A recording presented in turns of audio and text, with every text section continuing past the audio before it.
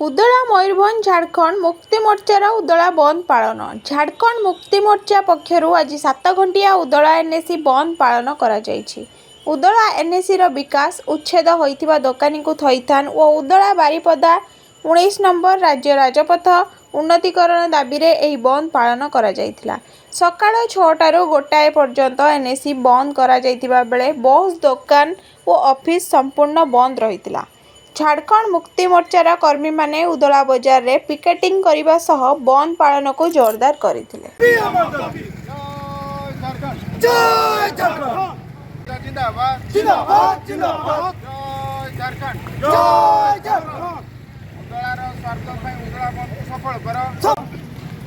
सरकार मनमानी चलिब नाय, सरकार मनमानी चलिब नाय। NH-19 को शीघ्र रिपेयरिंग करो, NH-19 को शीघ्र रिपेयरिंग करो।